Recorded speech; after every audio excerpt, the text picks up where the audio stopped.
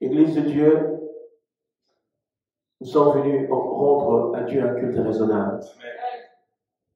Nous sommes venus dire à Dieu que nous l'aimons. Vous savez, lorsque vous venez, vous quittez votre lit, votre maison, vous venez, c'est déjà, comme on dit, une offrande déjà. Au-delà de ce que nous allons prendre dans nos poches, nous-mêmes, nous sommes l'Église. L'Église qui doit donner à Dieu un culte raisonnable. C'est cette Église-là dont sa présence est déjà auprès du Seigneur. Amen. Que Dieu soit loué. Alors, voilà.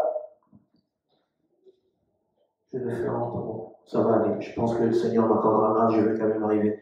Écoutez, je veux que nous puissions parler de quelque chose d'extraordinaire. Que beaucoup de chrétiens, même ceux qui adorent, ceux qui sont dans la présence de Dieu, on a tendance à le négliger. Mais ça devait trottiner dans notre tête.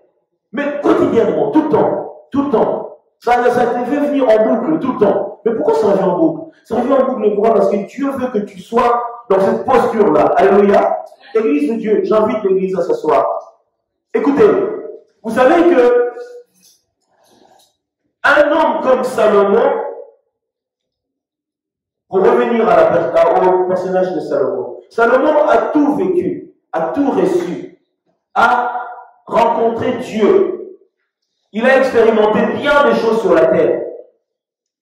Mais lorsque tu as expérimenté Dieu, c'est tout, en toute chose, Dieu lui-même.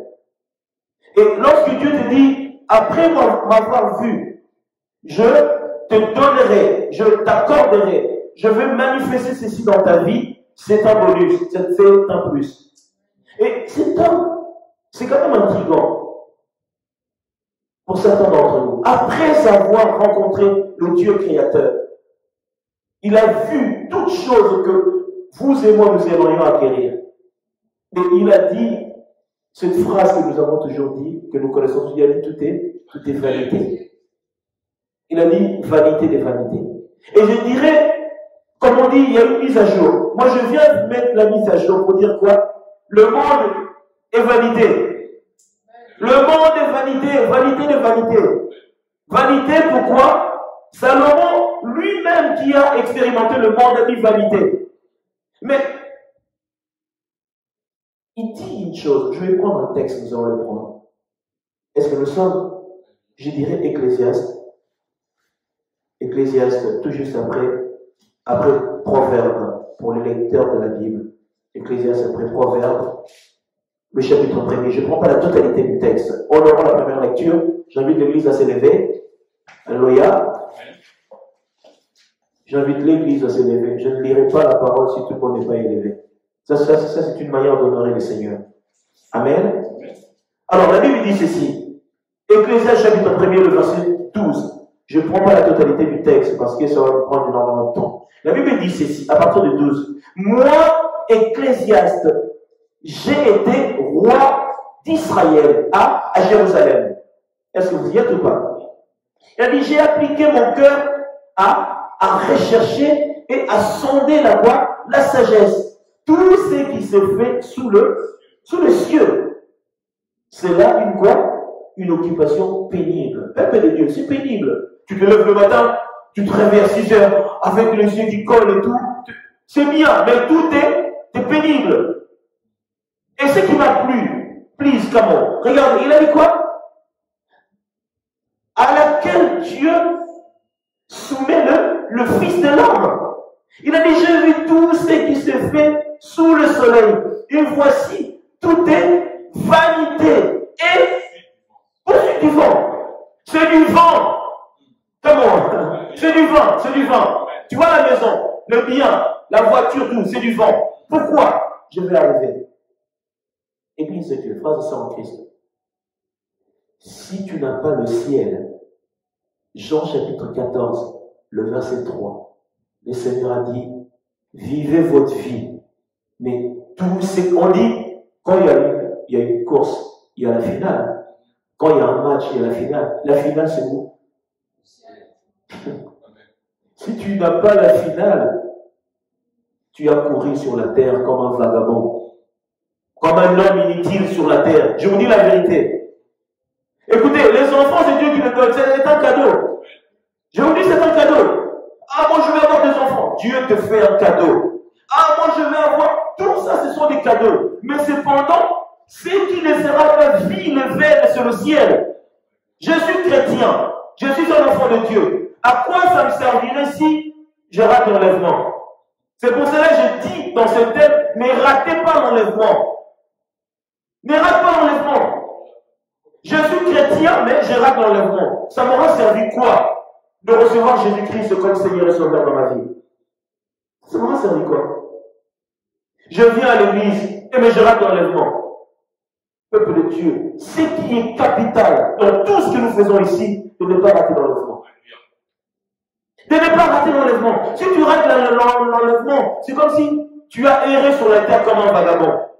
Comme un fou, en fait. Vous savez, un fou, il ne sait pas quelle heure qu'il est. Il ne sait pas si on est en train de faire quoi là-bas. Il n'a pas de temps. Il est dans sa folie.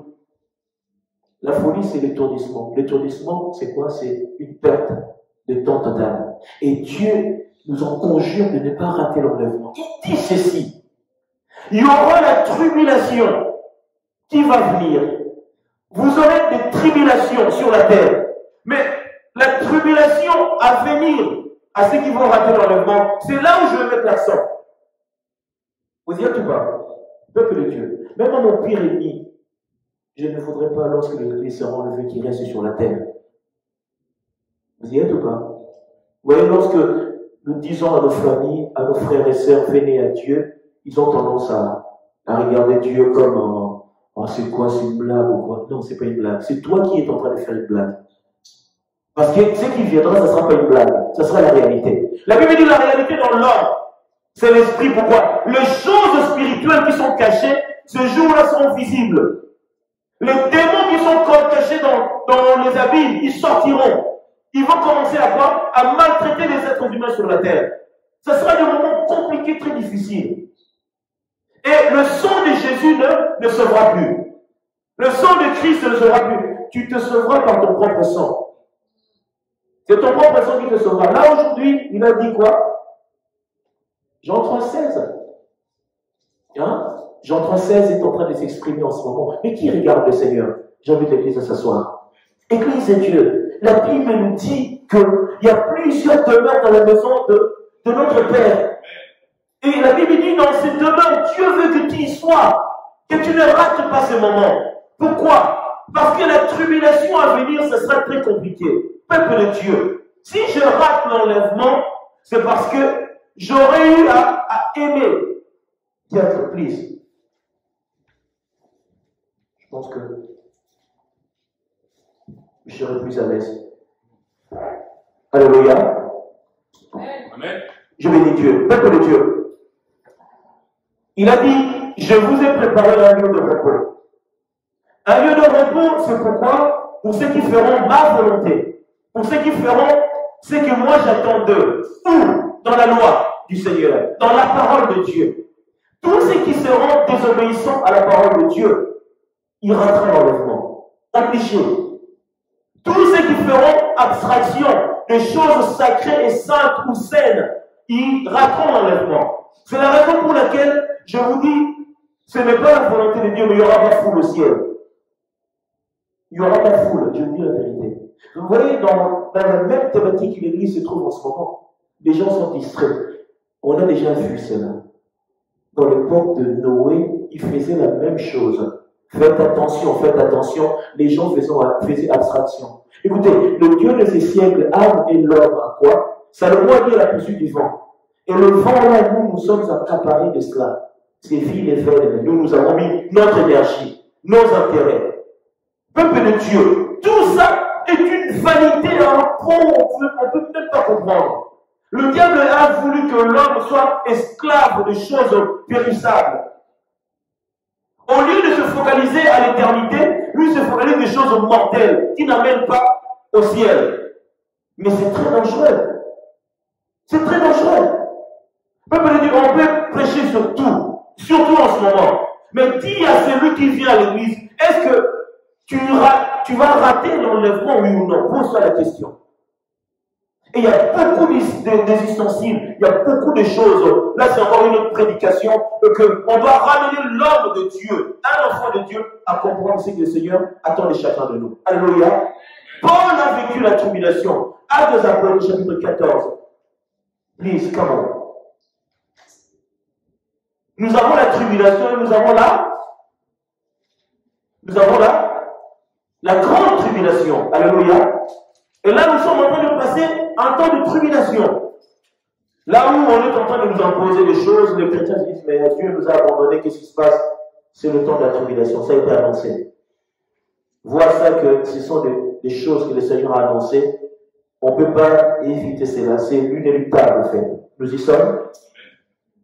Mais toutefois, nous sommes censés garder la foi. Je prends le texte que Paul a appris. Je vais vous donner la référence. Actes des Apôtres, chapitre 14. Je commence à partir de...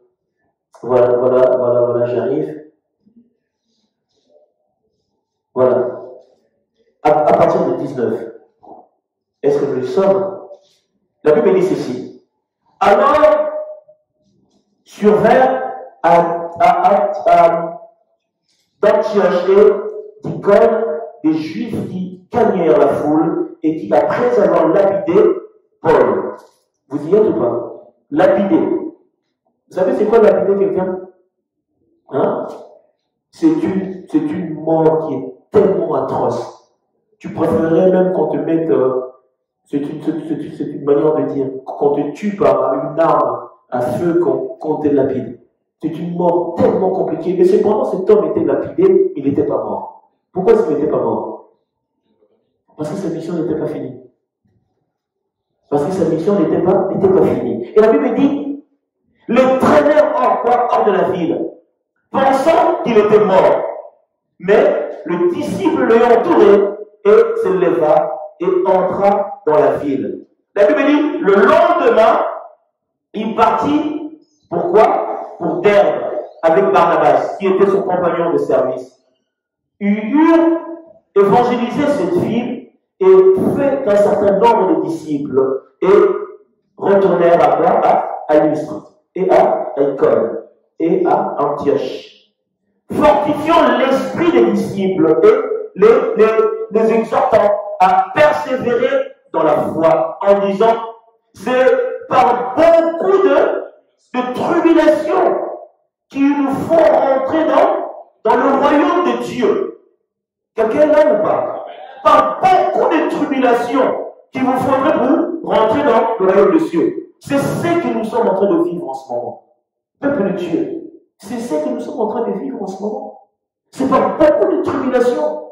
Le royaume de Dieu ne nous sera pas donné aussi facilement. Il faut avoir à le mériter. Il faut payer le prix. La Bible dit quoi? Que le royaume de Dieu est forcé. Qui est-ce qui s'en empare? Ceux qui font violence. Qui font violence en ce moment? C'est vous. Même si tu as travaillé samedi, tu es là, je lâche rien. Dieu aime ce genre de personnes. C'est pour cela que la récompense, elle sera grande à ceux qui n'abandonnent pas. Écoutez, Dieu n'est pas injuste. Dieu n'est pas injuste. Tout est noté. À chacun sa récompense. Chaque tâche est notifiée, chaque tâche a sa récompense. Et écoutez, cet homme, après avoir été lapidé, est-ce qu'il a abandonné? Non, il a continué sa route. Je ne sais pas s'il avait des hématomes, si son crâne était... Mais il n'a pas lâché. C'est pourquoi? Parce que la tâche et la mission qui nous encombre nous dit, n'abandonne pas la mission que Christ t'a donnée. Nous n'avons pas demandé, le Seigneur nous a choisis. Pourquoi il t'a choisi? Parce qu'ils te sont capables. Il ne fait pas d'erreur, les préaux. Il ne fait pas d'erreur. S'il t'a choisi, parce qu'il te connaît. Dieu ne nous a pas connus sur la terre, il nous a connus au ciel. Nous sommes de ceux d'en haut qu'on a envoyés en bas pour faire une mission. Nous ne sommes pas des êtres célestes. La Bible ne dit pas que, cependant, nous sommes d'en haut. Nous ne sommes pas de ce monde, mais nous sommes d'en haut. Nous sommes des cieux. Nous vivons sur la terre pour accomplir une tâche et une mission. C'est pour cela, après avoir accompli ta mission, Dieu te rappellera dans la maison. Paul a dit, il y aura beaucoup de tribulations. Pourquoi?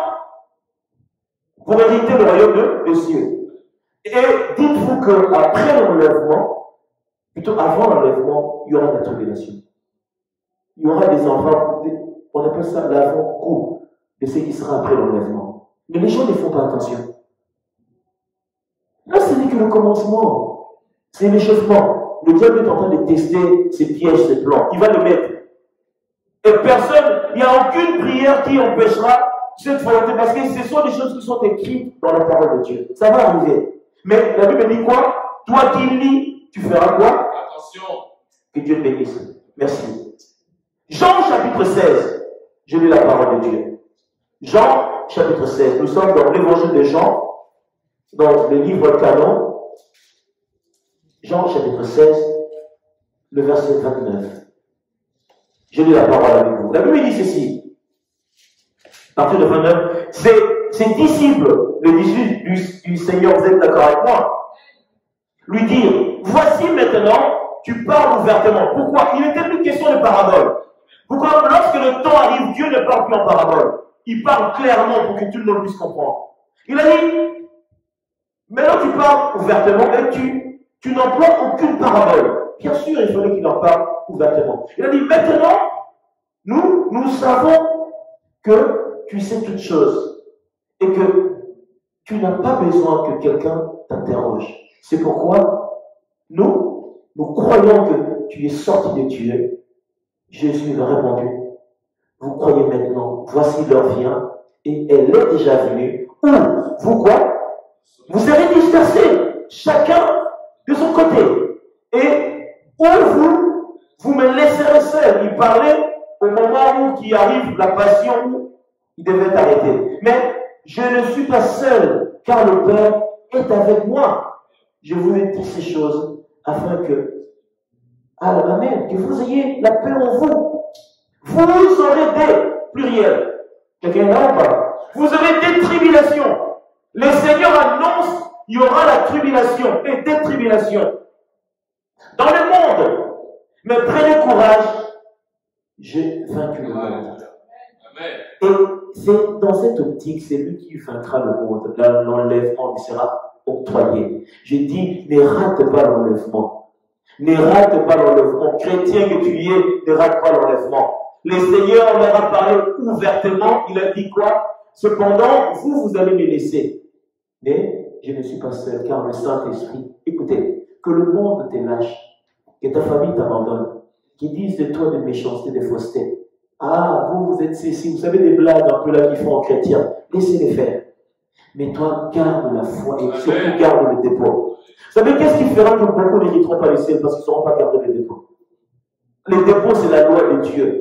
Que nous obéissons pour ne pas faire la volonté du monde des ténèbres. Nous gardons le dépôt parce que le Seigneur dit quoi?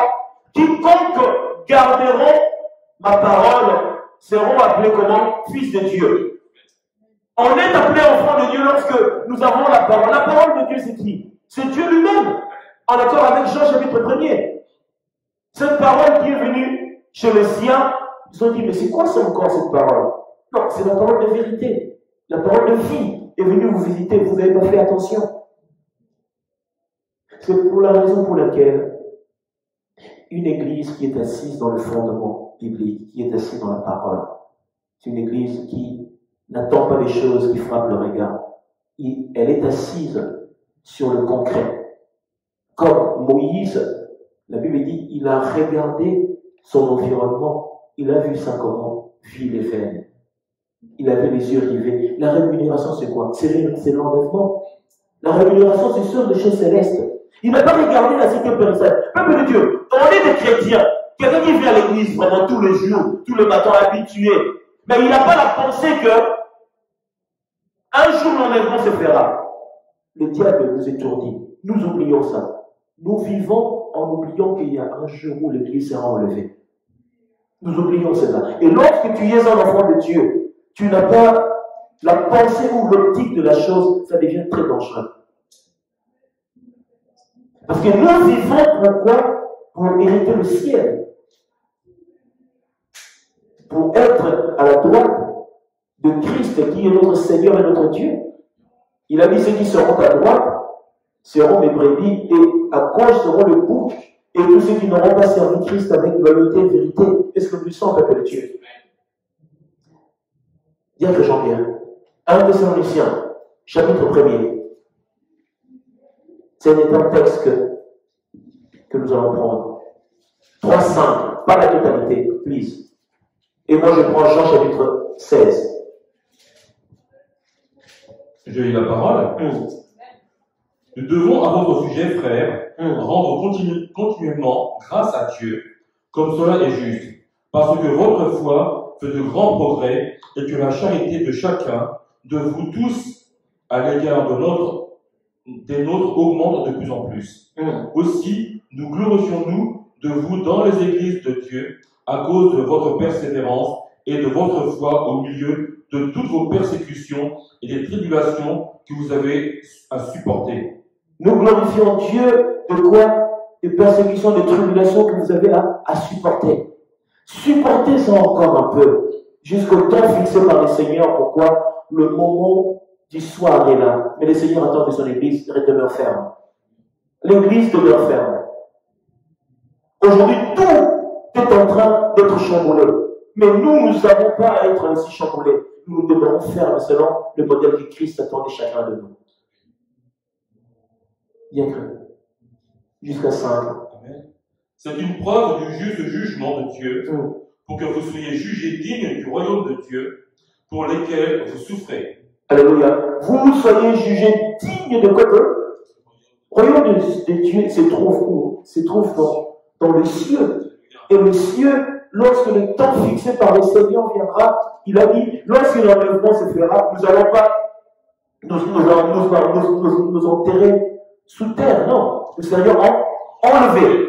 Donc nous serons enlevés dans les cieux. Nous irons dans le royaume des cieux. Donc, Dieu est clair dans ses propos, dans sa parole, que ce à quoi j'ai appelé pour mon royaume devrait se garder ferme dans toute tribulation, des moments de combat, de difficulté, car cela est important. Comment est le regard du monde sur les chrétiens? Merci, Diacre. Jean chapitre 16, qu'est-ce que la Bible nous dit? La Bible dit ceci. Nous y sommes, Jean chapitre 16. Il a dit, je vous ai dit ces choses. Ce qu'il vient de nous dire, là, c'est le diable vient de dire. Alléluia. Et la Bible dit, je vous ai dit ces choses afin qu'elles ne soient pas pour vous une occasion de chute. Nous y sommes. Ils vous excluront des synagogues, des églises. Elle là, elle croit que c'est elle la prophétesse, nous c'est elle. D'ailleurs, elle dit que je suis sorcière, elle m'a dit, oui, Dieu a prouvé que tu es une sorcière, il a montré. Réponds-toi. Mais elle, qu'est-ce qu'elle croit? Lui, avec ses prophéties. Dieu, dans son amour, révèle ton état d'âme pour que tu te repentisses. Toi, tu n'as pas à réchigner. Ouais, pourquoi? Non, réponds-toi. Est-ce que vous le savez ou pas? Il a dit, on vous excluront des synagogues. Et même leurs fiens, eux, quiconque vous fera mourir, croira rendre un culte à Dieu. Là, ça c'est la pire des choses. Vous y êtes ou pas? Ça se fera où? Dans l'église.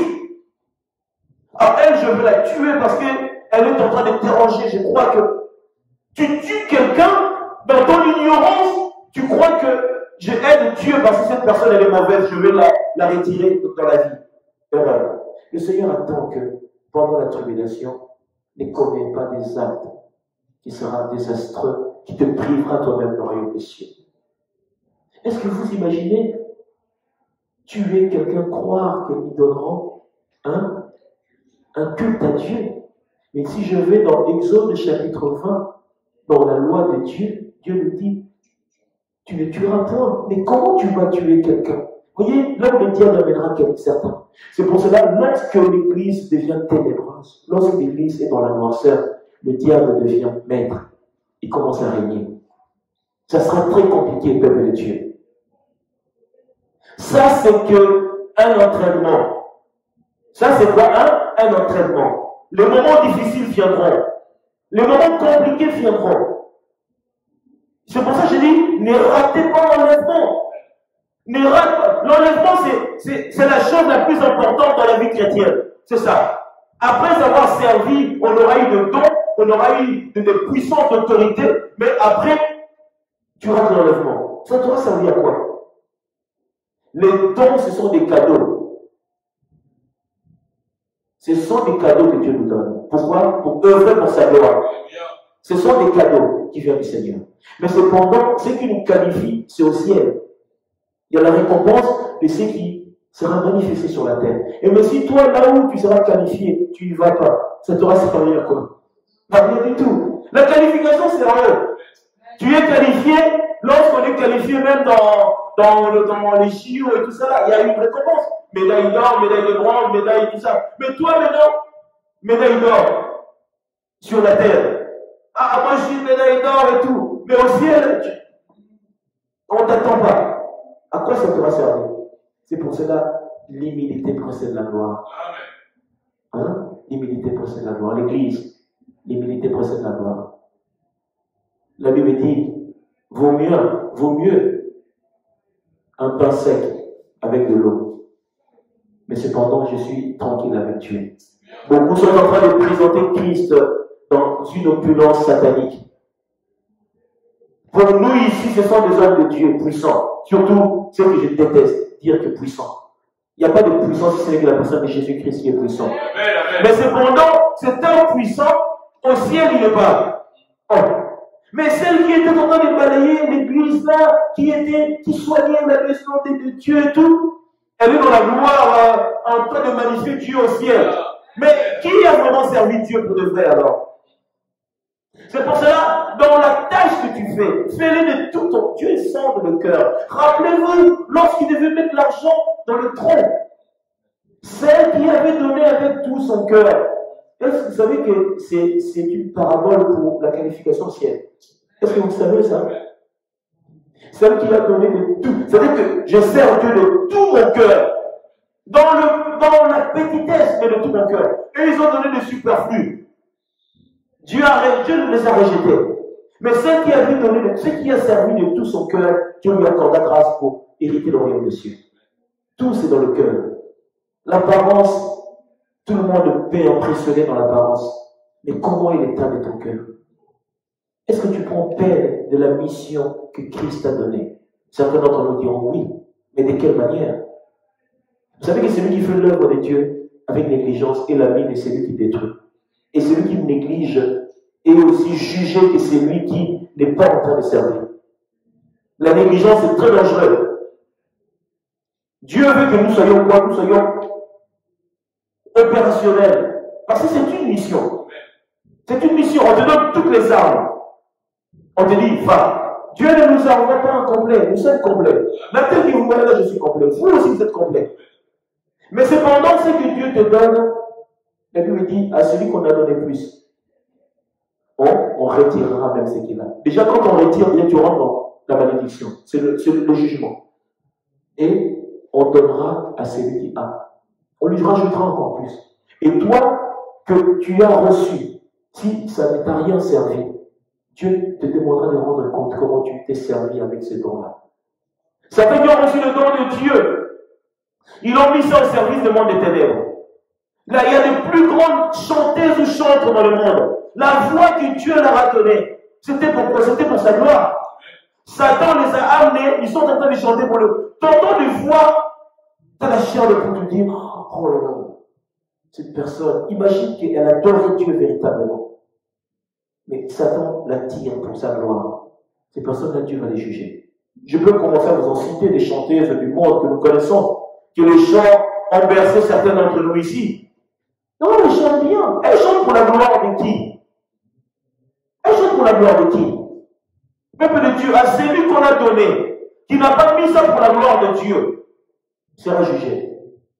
Et ces gens-là, le royaume des cieux leur sera privé. Alléluia.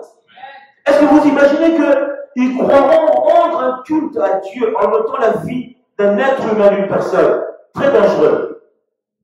La Bible dit, à partir de 3, Jean chapitre 16, verset 3, je reprends le texte. Il a dit, ils agiront ainsi, parce qu'ils n'ont pas connu le Père, ni moi. Je vous ai dit ces choses, afin que lorsque leur saint sera venu, vous souveniez que je vous les ai dites.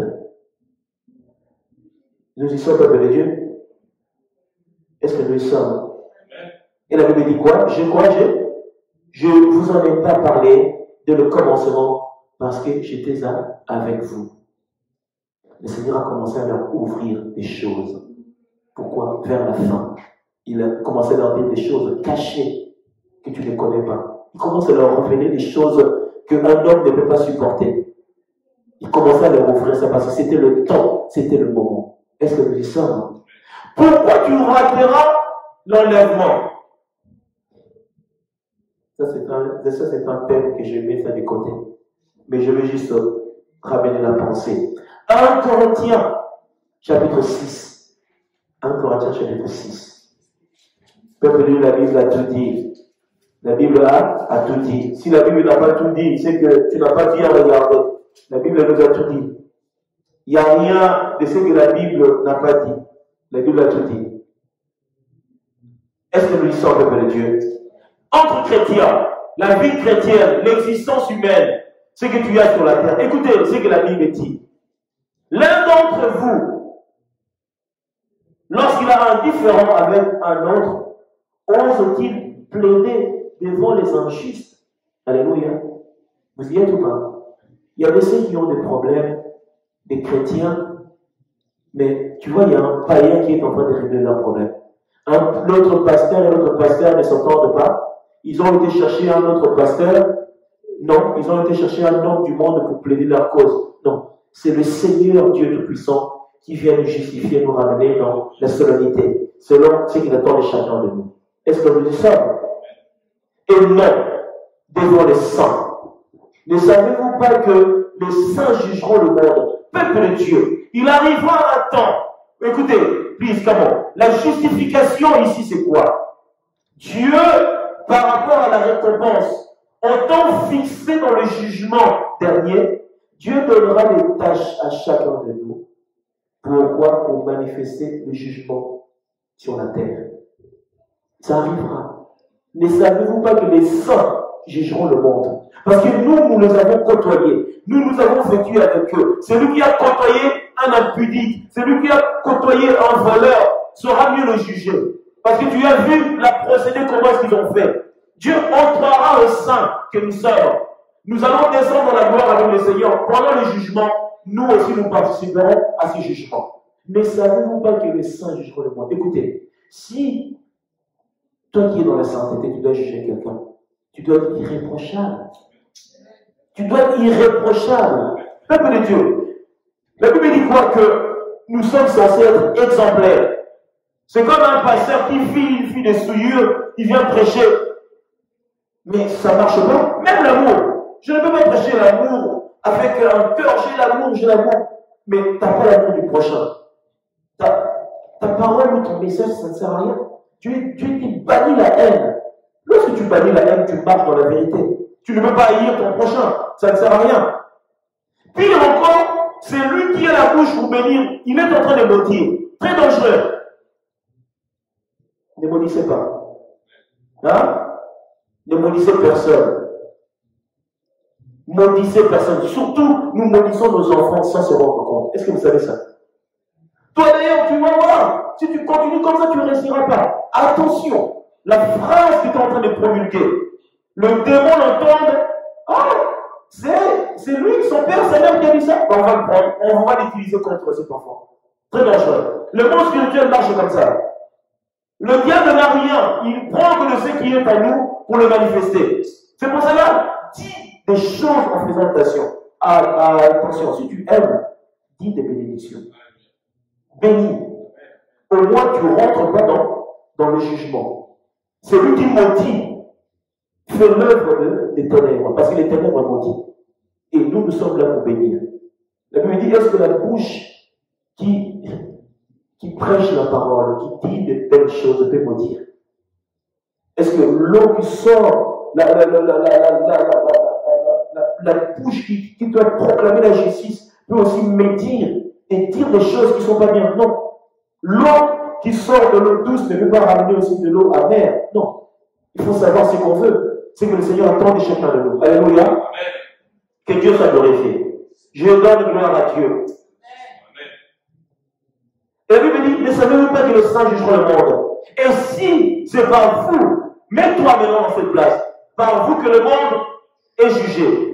C'est toi vraiment là, maintenant on est comme ça, bon. C'est un sandwich, c'est toi qui vas juger tout en Bobigny. Maintenant, on commence à te regarder, on commence à te scanner aussi ta vie maintenant. Toi qui vas juger. Oh non, moi, le jugement, non, laisse ça. Il faut que nous soyons exemplaires. Exemplaires. Parce que Dieu dit, nous jugerons le monde. Ne blague pas. Ça va arriver. Le Seigneur ne ment pas, ça va arriver. Il nous demande d'être exemplaires. Peuple de Dieu, je suis loin d'être parfait. Mais je cours vers la perfection. Je cours vers la perfection. Que le Seigneur me purifie. Mais là, c'est pour cela que la Bible dit, dégagez-vous de toutes les souillures du monde. Dégage-toi de cela. Afin de plaire à ton Père qui est dans les cieux. Êtes-vous digne de rendre le moindre jugement? Ne savez-vous pas que nous jugerons les anges d'amour? La première fois que j'ai lu ça, je me suis arraché les cheveux. Vous savez que si un ange il rentre ici, les enfants vont se mettre à genoux, mais c'est Jésus. Non, non, c'est un ange. L'ange rentre avec une gloire, avec une lumière. Tu dis, mais, oh, mais c'est qui? C'est Jésus? Non, non, c'est pas le Seigneur, c'est moi. Si tout l'ange t'a l'éclat comme ça, le Seigneur alors. Vous imaginez? Ce sont des choses que Dieu n'a pas menti, ça va arriver. Dieu nous dit ça pourquoi? Pour que tu sois exemplaire, que tu marches d'une manière glorieuse pour la gloire de notre Dieu. Et la Bible dit, et nous ne jugerons pas à plus forte raison les choses de cette vie, si donc vous avez des différends pour des choses de cette vie. Ce sont des gens dans l'Église ne fait aucun cas que vous prenez pour juge. Je le dis à votre honte. Ainsi, il y a parmi vous pas un seul homme sage qui puisse prononcer un jugement entre ses frères. Oh là là, Seigneur. Mais un frère plaide contre un frère, et c'est là devant des infidèles. C'est déjà, certes, un défaut chez vous que d'avoir des procès les uns avec les autres. Pourquoi ne souffrez-vous pas plutôt quelques injustices? Pourquoi ne vous laissez-vous pas plutôt dépouiller? Mais c'est pour qui commettent l'injustice et qui dépouillent. Il y en a qui dépouillent. Ils sont là en train de dépouiller. Et le Seigneur le voit. Et c'est envers des frères que vous agissez de la sorte. Ne savez-vous pas que les injustes n'hériteront point le royaume des cieux? Les injustes n'hériteront pas le peuple de Dieu. Écoutez, le royaume des cieux, ça se manifeste avec l'enlèvement. Celui qui a pris l'enlèvement du Seigneur a forcément la chance d'hériter le ciel. Alléluia. Celui qui est enlevé et celui qui prendra part à la justice de Dieu. Parce que Dieu le juge digne. Ça commence déjà ça. Écoutez, lorsque la Bible dit les injustes ne mériteront pas, c'est-à-dire que tout ce qui n'est pas juste dans la loi de Dieu, le royaume des cieux lui sera banni. Et on commence à énumérer ce qu'il me dit ici. Écoutez, pour le royaume des cieux, ne vous y trompez pas. Hein? Pour ce qui est le royaume des cieux, ne vous y trompez pas. Va pas te dire, oh moi, je suis chrétien, j'adore Jésus. Tu te trompes. Tu te trompes. Si ton cœur n'est pas pur, si tu es injuste, le royaume des cieux. Écoutez, vous savez que beaucoup, lorsque l'enlèvement se fera, ils vont se mettre à genoux en train de pleurer. Seigneur, souviens-toi de 3 heures, 4 heures de prière. Jésus, mais moi, qu'est-ce qui m'arrive? Il y a des pasteurs qui seront tabassés. Tu vas vraiment la foule vers le pasteur. À cause de toi, j'ai raté. Pourquoi tu nous as pas prêché? Tout le monde, les esprits s'ouvriront comme ça. Ils diront que mais toi, tu nous as conduits nulle part en fait. Toi-même, tu n'es pas monté. Mais t'es carrément un escroc. Tu nous as menti. Il y a des pasteurs qui seront tabassés après l'enlèvement. À cause de quoi? De ceux qui seront eu à mentir, à ne pas dire la vérité. Il y aura des bagarres à l'église comme ça. À cause de toi, tu vas voir, et d'ailleurs toi, ça va arriver. Et toi dans le cieux, alléluia, avec un son, mais qui perce ton âme, tu dis, mais j'ai jamais senti une joie comme ça. Alléluia. Les factures, le huissier, tout ça là, derrière toi. Alléluia. Mais pourquoi on aime tant comme ça? Ça, c'est le Seigneur. Nous serions aimés, nous serions consolés. À cette table, ça sera un lieu, le rendez-vous des saints, on appelle ça. Pas le rendez-vous des impudiques et des voleurs, des jaloux et tout, non. Le rendez-vous des saints, c'est que le Seigneur attend. Est-ce que vous y êtes ou pas? Faisons attention. La Bible dit, mais vous y trompez. Donc, ne te trompe pas. Tente de te tromper, ne te trompe pas. Ni les débauchés, ni les idolâtres, ni, ainsi de suite, ni les adultères. Aujourd'hui, être adultère, oh là là, t'es avec Gisèle, Marion, Magali, oh, je suis beau gosse et tout. Tu feras ton beau gosse en enfer. Tu feras ça en enfer. Oh moi, je suis comme les jeunes, j'ai beaucoup de meufs et tout, j'assure. Tu vas assurer en enfer. Tu seras assuré en enfer. Lorsque tu verras que les démons de qui te voient arriver, c'est comme une fête. Vous voyez quand on marque un but et tout. Quand vous voyez dans un foot. Ouais, dès qu'ils vont arriver, ça veut dire que tu leur donnes l'occasion de te tabasser vraiment comme il faut. Parce qu'ils ont eu à tabasser l'autre. Il est mort, mais toi, t'es carrément de la viande fraîche. Je vous dis la vérité, l'enfer, c'est très grave. C'est comme une blague, mais c'est très très grave. C'est pour ça que je dis, ne ratez pas l'enlèvement. Vous savez qu'il est temps d'aller dire dans nos familles, tu vas rater l'enlèvement. Mais pourquoi tu me dis, tu vas rater l'enlèvement? Dieu te laissera aller en enfer. Il y a ce message, ça passera comment? Par la violence. Mais pour les aider. Si vous venez, oh mais tu sais, mais il est en train de penser. C'est pour ça que je demande à Dieu, Seigneur, donne-moi l'esprit des paroles de connaissance. Le don des paroles de connaissance. Dans les paroles de connaissance, tu diras à la personne, écoute, d'ailleurs, il y avait ça, il y avait ça, la personne comme, oui, il y a ça, d'ailleurs, ça. Peuple de Dieu, il n'y a rien de tel que ça pour que la personne redevienne normale. Et il verra que ça, c'est du sérieux. Nous avons besoin que les âmes soient sauvées. Notre mission, l'Église, c'est de sauver des âmes. Je vous dis la vérité, nous ne sommes pas là pour venir, non, nous sommes là pour sauver des âmes, pour les ramener auprès du Père.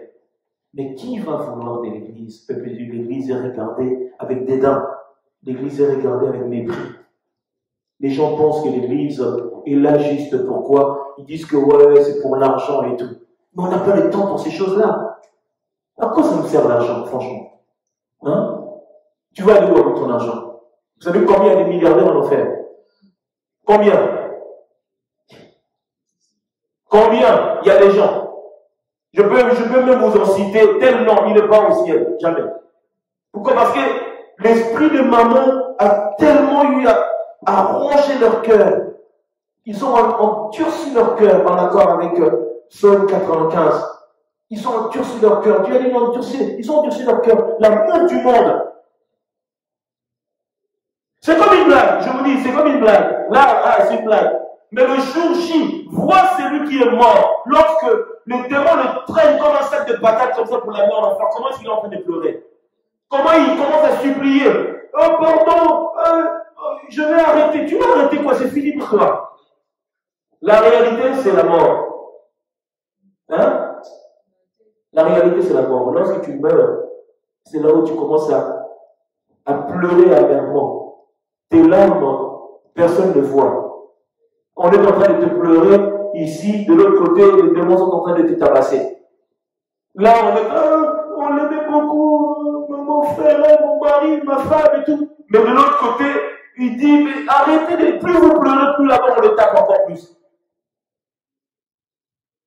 Parce que vous savez que les œuvres que ceux qui ont chanté, qui sont dans le séjour de mort, lorsqu'on les chante ici, vous leur créez encore des problèmes là-bas. Est-ce que vous le savez?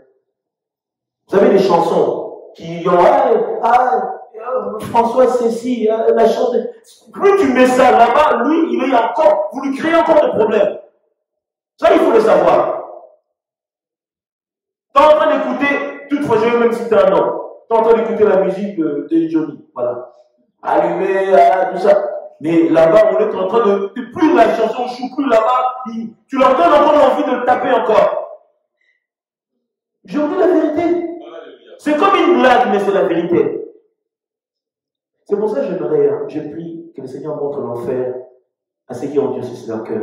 Tu vois ton lieu d'après la mort, tu te convertis tout seul. Vous savez que beaucoup, moi il y a une sœur, son mari s'est converti, Dieu lui a ouvert l'espace, il était chez lui. Sa femme lui dit, viens prier, viens. Oh, vous savez les maris là, moi vos prières là, elle est partie.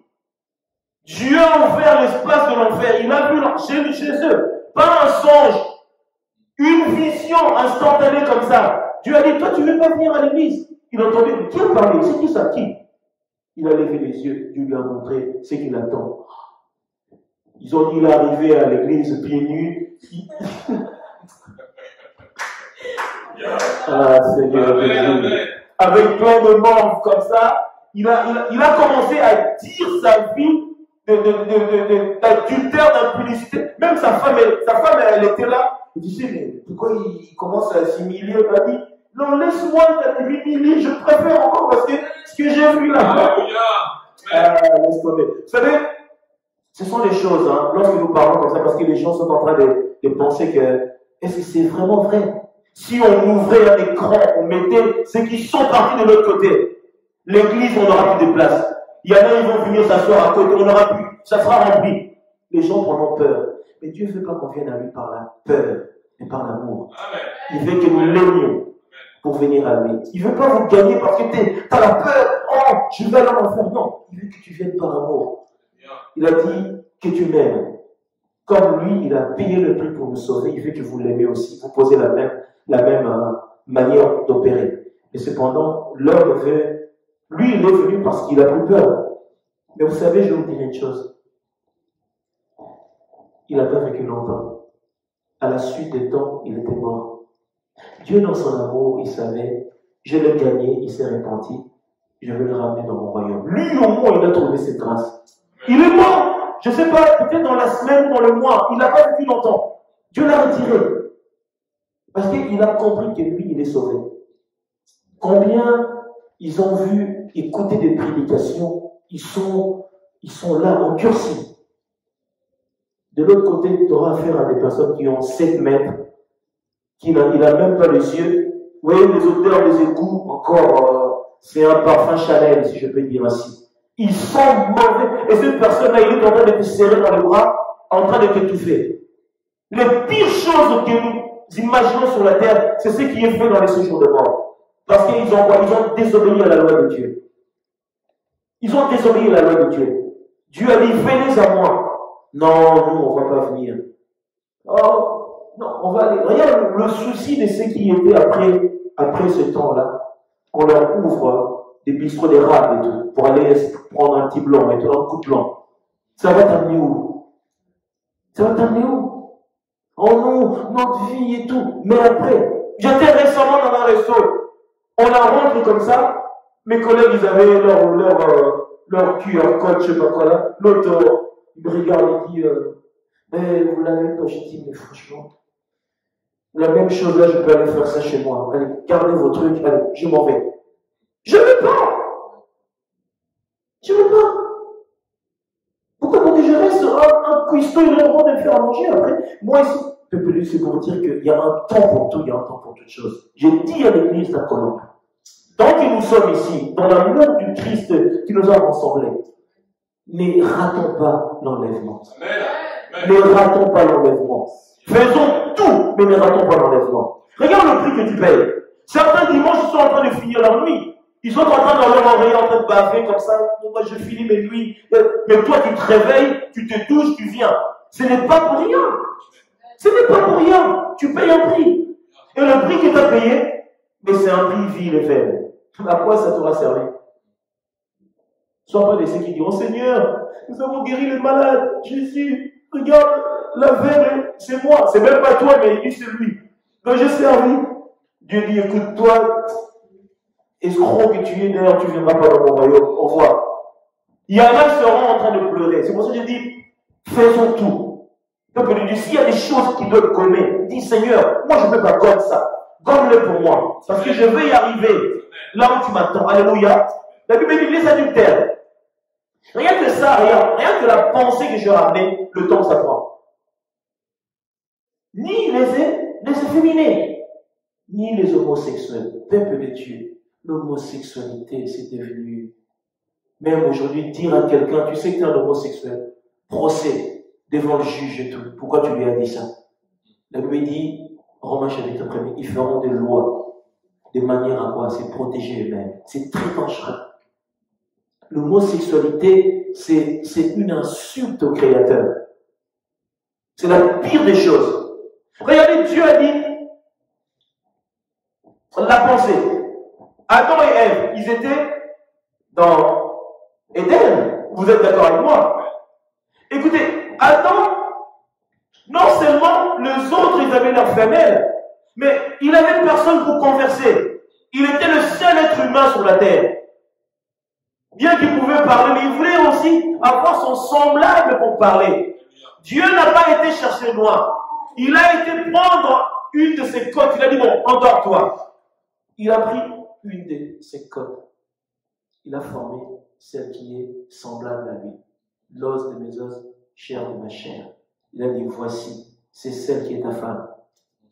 Écoutez, tu regardes un homme avec une femme, mais nous sommes aux antipodes. Mais rien du tout. La femme, elle est une femme avec la grâce et les dons que Dieu lui a donnés. Mais comment un homme, regardez comment le diable est fort. Comment un homme peut aimer un autre homme? Il dit, je l'aime aussi. On arrête le compteur, on arrête tout. Je comprends pas. Lui c'est Martin, toi c'est Jacques. Ouais, pourquoi tu aimes Martin? Qu'est-ce qui se passe? C'est une folie. Ce n'est pas eux, c'est les démons. Les démons viennent nous donner cette envie-là. C'est pour ça que la Bible dit, nous sommes le temple de Dieu. Si le temple n'est pas habité par celui qui doit être habité, c'est les démons qui vont venir habiter. Et les démons ne viendront pas te dire, oh, sois gentil avec les gens, aime Jésus. Non. Ils vont te dire, sois un impudique infini, et sois un adultère, trompe ta femme, trompe ton mari, fais ça. Oh non, mais commence à te maquiller. Les hommes commencent à être belles. Un homme être belle. T'as vu déjà un homme être belle ou pas? Vous savez que les hommes sont là en train de se pomponner, mettre de la poudre et tout. Mais nous savons où? Hein? C'est pour ça que j'ai dit, ne ratez pas l'enlèvement. Ne ratez pas l'enlèvement. Oh Seigneur Jésus. Et la Bible dit ceci, ni les cupides. Peuple de Dieu, il y a une cupidité en ce moment. Il y a une cupidité à outrance. Vous savez quoi? On veut hériter le monde. On veut être milliardaire à souhait. Mais les gens, ils sont en train de manger des rongeurs, ils sont en train de manger des racines. Mais toi, tu as 80 milliards. Tu as 100 milliards dans un compte. Mais c'est l'argent de l'humanité qui t'a mis tout ça sur ton compte. Tu as privé au moins une nation à bien manger, à bien se nourrir, mais tu as mis ça sur un compte pour toi. Ce sont des démons. Tu ne peux pas avoir trop d'argent comme ça. C'est une abomination. C'est pas normal. Je parle de la vérité de la part du Seigneur. Ça, c'est la parole de Dieu. On ne peut pas posséder autant comme ça. Même le peu nous suffit. Vous savez que tu ne peux pas mourir, avoir des comptes astronomiques comme ça sur ton compte. Tu ne peux pas. Dieu, le Seigneur te rejettera.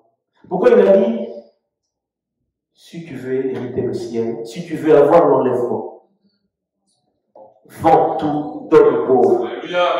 Il a dit, même ma maison dans le Côte d'Azur, là, à côté de la mer, mais je veux beaucoup cette maison. Il commence à regarder ses biens. Il était tout triste. Le Seigneur a dit, voilà, il est plus facile à un charbon. Ça, c'est grave. Hein? On rentre dans la possibilité même de rentrer dans le trou d'une aiguille qu'un riche d'hériter le ciel. Ça veut dire quoi? Le royaume des cieux, il faut que ton cœur soit que pour le Seigneur. Il faut que tu sois une épouse, vraiment. Une épouse aime son mari. Elle est là pour le mari qui est Jésus. Tu as les yeux que pour Jésus. Mais lorsque tu commences à être maman, tu es avec ceci, tu es avec ceci, tu n'es pour une épouse. C'est pour ça que la Bible dit, le Seigneur appela Israël des prostituées. Pourquoi? Parce qu'ils allaient auprès d'autres dieux. Lui qui les a pris comme mari, eux ils allaient auprès de Phiron, de je ne sais pas quoi, de ces petits dieux-là. Le Seigneur a dit, ils sont en train de faire quoi? La prostitution. Est-ce que nous disons, peuple de Dieu? L'homosexualité, c'est la pire des choses que nous sommes censés faire attention. Et la cupidité, c'est encore grave. Peuple de Dieu, l'ivrognerie, nous connaissons tous. Il y en a qui diront qu'ils ont dit un peu de vin à Timothée pour son estomac. Il a été dit à Timothée, lorsque tu prends, ça ce sont des chrétiens. Ah, mais vous avez dit ne buvez pas, c'est marqué où dans la Bible de ne pas boire? Lorsque quelqu'un commence à parler comme ça, ce sont des démons qui gèrent sa vie. Vous savez, lorsque nous sommes ivres, vous savez quand quelqu'un est ivre, il est en train de tanguer, comme dans un bateau. Donc l'alcool a pris son être. C'est la Bible qui dit que il faut que nous soyons enivrés de la même sorte du Saint-Esprit. La Bible dit, ne vous enivrez. Le vin là qu'on avait dit à Timothée, mais la Bible dit, maintenant, ne vous enivrez pas du vin, c'est de la débauche. Ça veut dire que ça contredit cette parole qui a été dite. Il a dit, soyez au contraire remplis du Saint-Esprit. Parce que celui qui est enivré de l'alcool, le Saint-Esprit ne peut pas le maîtriser, ne peut pas le contrôler. Il y a des boissons qui sont comme des aphrodisiaques. Quand tu les bois, ça va te conduire à l'impudicité. Le diable l'a fait ainsi. Comment veux-tu bien quelqu'un qui marche comme ça, Dieu le reçoit dans son royaume? Il a dit que personne ne vous séduise. Matthieu chapitre 24. Personne ne vous séduise. On va vous séduire comment? Par des ustensiles que le diable met à notre portée. Il faut faire attention. Est-ce que nous sommes peuple de Dieu? Ni les outragés. Outrage. Il y en a, ils sont là en train d'outrager. Ils sont en train de dire des choses. Mais pose-toi la question. Sois calme. Pose-toi des questions. Pourquoi il y a des églises? Pourquoi les gens là vont prier? Pourquoi ces gens-là se réunissent? Sois curieux. Au lieu d'outrager, mais pose-toi des questions. Qu'est-ce qu'il y a là-bas? Pourquoi il y a là-bas? Mais les gens, tu vois, ils sont en train de les critiquer, sortir des choses qui sont même une abomination. Ça devient très dangereux. Viens, observe et pose-toi des questions. Tu comprendras. Mais des lois, lorsque nous jugeons, nous ne comprenons pas. C'est pour ça que beaucoup rateront l'enlèvement à cause de cela. Il y en a, ils ont même goûté au Saint-Esprit, mais ils sont en train de quoi? De dire, oh non, moi, l'église, les pasteurs m'ont déçu. Oh! Les pasteurs. Est-ce qu'un pasteur est mort pour toi? C'est Jésus. Mais pourquoi le pasteur t'a déçu? C'est que tu n'as pas été affermi assez pour que même s'il rentre dans sa déception, moi je garde ma foi. Moi je ne vais plus dans les églises. D'accord. Mais est-ce que tu gardes la communion à la maison? Non, à la maison c'est la fête. La maison c'est le monde. Le monde. Lorsque le monde nous submerge, nous éloignons de la vie de Dieu. C'est pour ça qu'on dit, des personnes comme ça, ils risqueront d'hériter le quoi? Le royaume des cieux. Est-ce que nous sommes peuple de Dieu? J'arrive, je pense que je ne vais pas tarder à terminer. La Bible dit, ni les ravisseurs n'hériteront le royaume de Dieu. C'est que vous étiez quelques-uns d'entre vous, mais vous avez été lavés. On a lavé nos robes. On était de cette race-là. J'étais un impudique. J'étais celui qui aimait ceci. Mais le sang de l'agneau m'a lavé. Je suis purifié. Je rentre en accord avec la parole de Dieu. Les choses qui étaient anciennes sont passées. Je suis venu en nouveauté avec le Seigneur. Le Seigneur m'a lavé. Il m'a lavé. Il m'a racheté. M'a placé à ses côtés. Je n'ai plus peur de rien. Je ne crains plus rien. Car le bon berger Come on. Alléluia. est de mon côté. Le L'Éternel est bon, merci Seigneur. Mais vous avez été sanctifiés, lavés, lorsqu'il nous lave et il nous donne la sainteté. Tu ne peux pas être saint sans être lavé. Vous savez comment tu fais? Il te lave et il te sanctifie, il te donne le Saint-Esprit. Et tu deviens un être saint. Et la Bible dit, mais savez-vous pas que les saints jugeront le monde? Mais vous avez été justifiés. Nous sommes justifiés par comment? Par le sang de Jésus, amen. Il nous a justifiés. Vous voyez comment Dieu... Ça c'est quoi? Ça c'est la nature de ceux qui hériteront le royaume des cieux. Il nous a fait quoi en premier? Il a fait quoi? Comment? Il nous a lavé. Il a fait quoi? Il nous a sanctifiés. Il nous a justifiés au nom du Seigneur Jésus-Christ.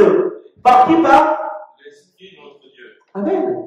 C'est le Saint-Esprit qui fait sur tous ces travaux. C'est pour ça qu'il dit quoi? Je vous en conjure, ne faites quoi? N'éteignez pas le Saint. C'est lui qui éteint le Saint-Esprit, n'éteindra pas le royaume des cieux. Jamais. Jamais. Si le Saint-Esprit est éteint, le royaume des cieux est banni. Pourquoi? C'est lui qui atteste en nous. Nous sommes les enfants de Dieu, c'est le Saint-Esprit. C'est lui qui vient nous rappeler quotidiennement. Nous sommes de Dieu. Dieu nous aime. Nous sommes son peuple. Nous sommes ses serviteurs. C'est le Saint-Esprit. Est-ce que nous sommes peuple de Dieu? Alors, je prends 12. Je vais avancer parce que bientôt nous allons terminer. Dis à tes gens bien, please. Reprends à partir de 12. Tout m'est permis, mais tout n'est pas utile. Amen. Écoutez, Dieu nous permet, please, Dieu nous permet de tout faire. Là, vraiment, on appelle ça comment le? Amen. Dieu te donne, fais ce que tu veux. Mais en sachant que ce n'est pas utile ce que tu fais. Dieu te laisse. Tu veux vivre ta vie de débauche, c'est ton problème. Mais cependant, ce n'est pas utile, en fait. Ça t'amènera nulle part. C'est pour cela que je rejoins Salomon au chapitre 1er, 14. Il a dit quoi? Que tout est vanité. Il n'y a rien d'extraordinaire sous le soleil. J'ai expérimenté tout ça. Ce n'est pas utile. Pourquoi? Dieu lui avait appris que après ça, tu mourras, Salomon. Tu laisseras tout ça. Tu l'amèneras pas. Je t'ai donné la sagesse, l'intelligence, la grandeur. Mais le jour de ta mort, ce beau palais même que tu m'as construit, le temple que tu m'as construit, ça laissera. Ça restera plutôt. Et il a compris ces choses. Il a dit, alors c'est vanité. J'ai toutes ces femmes, ça me sert à quoi? Vanité de vanité.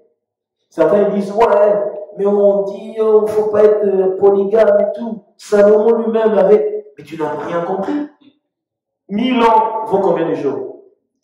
Un jour. Et Salomon avait combien de femmes? Et ça, c'est la révélation. Une seule femme pour un homme. Une seule femme pour un homme. On n'est pas, dans le Seigneur, on n'est pas des polygames. Je ne comprends pas de l'autre côté. Oh, mais le prophète avait dit, tu as le droit de 5 femmes. Oh, tu vas les aimer de la même manière. Tu vas les aimer vraiment de la même manière, 5 femmes. Arrêtez de vous leurrer. Là, c'est la pensée de l'homme, les désirs de l'homme. Tu ne peux pas avoir 5 femmes les aimer de la même manière, ça n'existe pas. Une seule femme, comme le Père est un seul, le seul unique Dieu, et Dieu veut que nous soyons un avec lui. C'est pour cela qu'il dit quoi? Que l'homme et la femme s'attacheront, deviendront une seule chair. Dieu a dit qu'avec une seule femme, pas avec une multitude, ce n'est pas ainsi. Dis à Jean-Pierre. Amen. Pour terminer. Tout m'est permis, mais tout ne m'est pas utile. Tout m'est permis, mais je ne me laisserai assaillir par quoi que ce soit. Les aliments sont pour le ventre, et le ventre pour les aliments. Et Dieu détruira l'un comme les autres. Mais le corps n'est pas pour l'impudicité. Yes. Il est pour le Seigneur. Et le Seigneur est pour le corps. Et Dieu, qui a ressuscité le Seigneur, nous ressuscitera aussi par sa puissance. Ne savez-vous pas que vos corps sont des membres de Christ? Prendrai-je donc les membres de Christ pour en faire les membres d'une prostituée? Loin de là. Ne savez-vous pas que celui qui s'attache à la prostituée est un seul corps avec elle? Merci. Car, est-il dit, les deux deviendront une seule chair. Alléluia. C'est lui qui, écoutez, please, comment? Vous savez que des êtres, sur le plan spirituel, lorsqu'il y a intimité, vous êtes unis par même esprit, la chair qui vous unit spirituellement, vous êtes un. C'est lui qui va vers des entités, des esprits impurs, et il s'unit avec ces esprits-là, ils deviennent unis de la même manière. C'est pour cela que Dieu dit de nous conserver purs, surtout en ce qui concerne des choses intimes qui est liées à l'homme et la femme. Pourquoi? Parce que si nous ne sommes pas dans la loi de Dieu, nous rentrons dans la malédiction. Parce que les esprits-là viendront échanger avec nous. La seule protection qui protège l'homme et la femme, parce que Dieu a validé leur union. Dieu a validé. C'est pour cela, lorsque je ne suis pas marié, je m'abstiens à avoir des moments intimes avec des femmes. Pourquoi? Parce que je rentre dans le jugement et ces textes-là nous a donné une discipline. Vous voulez connaître les choses de Dieu? Ça donne une discipline. Amen. Tu dis que, Seigneur, telle est ta volonté, je marcherai comme ça. Je marcherai comme ça. Dire que nous poursuivons pour terminer. Amen. Mais celui qui s'attache au Seigneur est avec lui un seul esprit. Amen. Fuyez l'impudicité. Quelques autres péchés qu'un homme commette, ce péché est hors du corps. Mais celui qui se livre à l'impudicité pêche contre son propre corps. Yes. Ne savez-vous pas que votre corps est le temple du Saint-Esprit et qui est en vous, et que vous avez reçu de Dieu, et que vous ne vous appartenez point à vous-même, car vous avez été rachetés à un grand prix. Amen. Glorifiez donc Dieu dans votre corps et dans votre esprit qui appartiennent à Dieu. Amen. Alléluia. Amen. Nous avons été rachetés comment? À un grand prix. Pourquoi? Pour aller dans le royaume du Père. Ceux qui ont été rachetés d'un grand prix, ce sont ceux-là qui se préparent pour l'enlèvement de l'Église. Ce sont ceux-là que Dieu a choisi pour hériter le royaume des cieux. Et la Bible dit, ne vous y trompez pas, ni les impudiques, ni les outragés, ni les ceci, hériteront le royaume des cieux. Cela revient à dire quoi? Au ciel, ceux qui prendront part à l'enlèvement, ils ont crucifié la chair et ses passions. Ils ont crucifié la chair et ses passions. Et le Seigneur attend de chacun de nous de vivre cette vie-là. Alléluia. Église de Dieu, je ne sais quoi dire, ce n'est que je voudrais que le Seigneur nous accorde grâce. Et je vais prendre Apocalypse chapitre 3, 10. Je pense que je vais clôturer là. Je vais faire la clôture à partir de là. Apocalypse chapitre 3.